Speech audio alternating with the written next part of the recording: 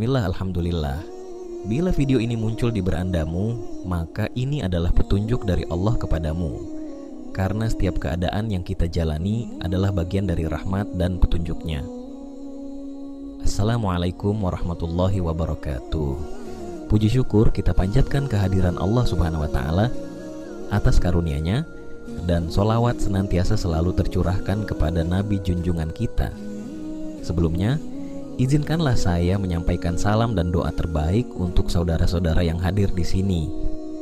Semoga setiap langkah yang kita ambil di dunia maya ini senantiasa mendapat berkahnya. Tak lupa, mari bersama-sama menorehkan jejak kebaikan dengan menuliskan sholawat kepada Nabi Muhammad Shallallahu Alaihi Wasallam di kolom komentar. Sebab setiap kebaikan yang kita sebarkan akan menjadi ladang kebaikan bagi diri kita sendiri, insya Allah.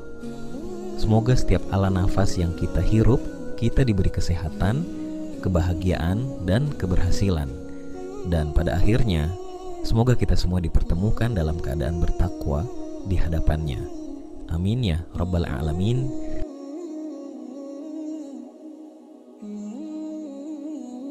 Assalamualaikum sahabat beriman. Pernahkah Anda merasa kantuk menyerang setelah salat maghrib dan tergoda untuk tidur sejenak? Tahukah Anda bahwa dalam ajaran Islam terdapat anjuran untuk menghindari tidur pada waktu tersebut? Mari kita telusuri lebih dalam mengenai larangan tidur setelah maghrib dan alasan dibaliknya. Tidur setelah maghrib mungkin terdengar sepele bagi sebagian orang. Namun, mengapa Rasulullah Shallallahu Alaihi Wasallam tidak menyukai kebiasaan ini? Apakah ada dampak tertentu yang perlu kita waspadai?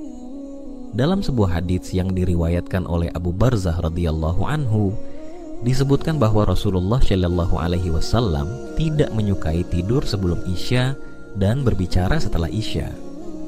Mengapa demikian? Bayangkan, saat waktu maghrib tiba, suasana mulai gelap dan aktivitas siang hari beralih ke malam. Pada masa Rasulullah Shallallahu Alaihi Wasallam, tidur setelah maghrib dapat menyebabkan seseorang melewatkan salat Isya, mengingat waktu Isya yang tidak terlalu lama setelah maghrib. Dengan tidur pada waktu ini, risiko terlewatnya salat Isya menjadi lebih besar. Apakah kita ingin melewatkan kewajiban salat hanya karena tertidur? Selain itu, malam hari adalah waktu yang dianjurkan untuk beribadah, berzikir, dan mendekatkan diri kepada Allah Subhanahu wa Ta'ala. Tidur setelah maghrib dapat mengurangi kesempatan kita untuk melakukan amalan-amalan tersebut.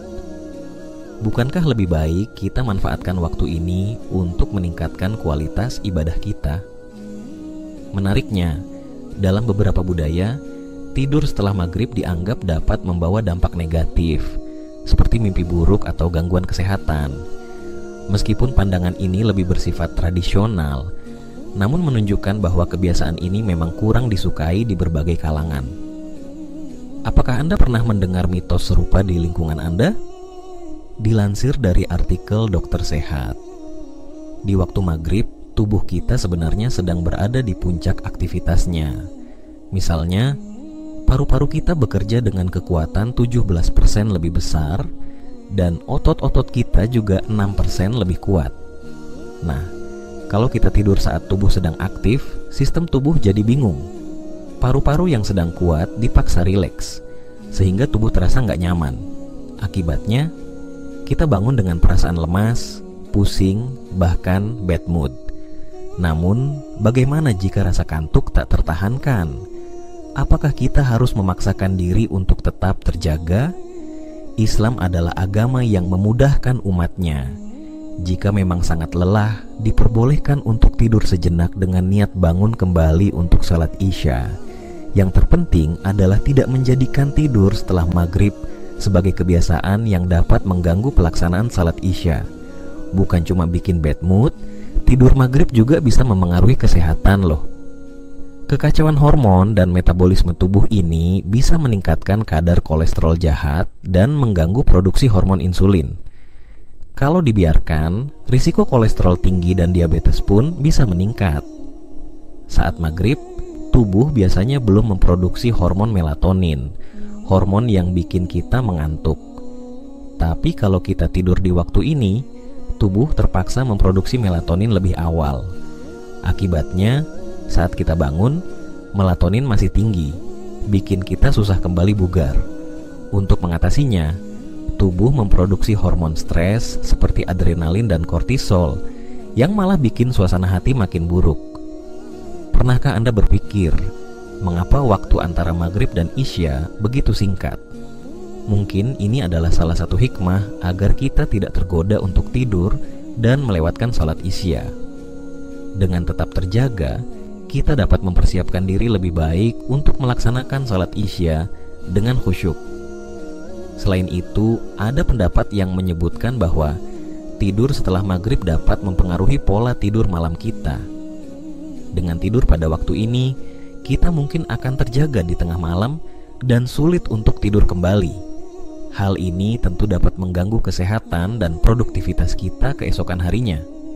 Apakah Anda pernah mengalami sulit tidur setelah tidur di waktu maghrib? Menarik untuk dicatat bahwa dalam beberapa riwayat, Rasulullah Shallallahu Alaihi Wasallam menganjurkan umatnya untuk tidur lebih awal setelah salat isya dan bangun di sepertiga malam terakhir untuk melaksanakan qiyamul lail.